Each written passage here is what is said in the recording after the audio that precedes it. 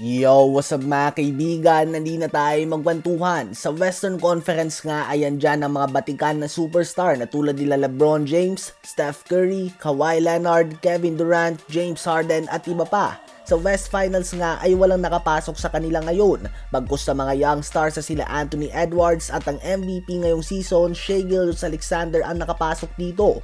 Well, ang epekto nga nito ay bagsak ang ratings ng NBA. Ang Game 1 ng Minnesota Timberwolves at OKC Thunder ay down 24% from last year's West Finals Game 1. That is the lowest since 2013 NBA West Finals sa pagitan ng San Antonio Spurs at ng Memphis Grizzlies. Hindi nga natin pwedeng masisi dito si Anthony Edwards dahil hindi nga siya ang problema dahil parte naman siya ng West Finals last playoffs at mataas naman ang ratings ito. Posibleng madami nga talaga ang hindi fan ng style of play ni SGA kahit na epektibo naman ito para sa OKC Thunder.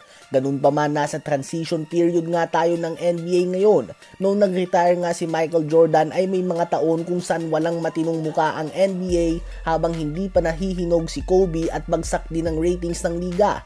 At ngayong tumatanda na sila LeBron at Curry ay nasa transition period na nga tayo at naghahanap pa ng bagong muka ng liga. Subalit tila ba wala nga silang mahanap ngayon. Sinubukan nilang i-hype si Ja Morant at Zion Williamson, subalit hindi pa din nga nakakapasok sa playoff si Zion at hindi pa nakakalabas ng second round si Ja Morant. Ano ba ang masasabi nyo tungkol dito?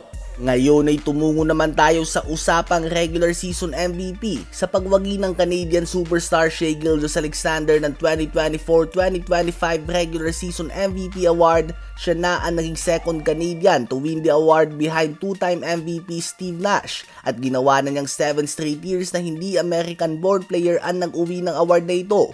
Ang pasunod-sunod nga ay back-to-back years na MVP si Giannis Antetokounmpo ng Greece. Sinundan nito ng back-to-back MVP ni Nikola Jokic mula sa Serbia.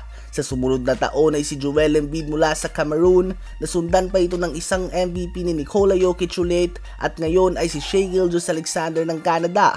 Bukod dyan, the last 5 years ay sila lang din nga ang finalist sa award na ito kasama si Luka Doncic. The last 5 years ay wala ngang Amerikano na nakapasok sa top 3 ng MVP voting at very likely na magpapatuloy ito sa susunod na 5 taon hanggat nasa prime pa nga sila Jokic, Giannis, SGA at Luka. And who knows, mag-i-improve pa nga ang tulad nila Wemby at Sengun. Ang best chance na nga sana ng Amerika na magkaroon ng MVP ay si Jason Tatum, ganun pa man ay tinamaan pa nga ito ngayon ng Achilles injury.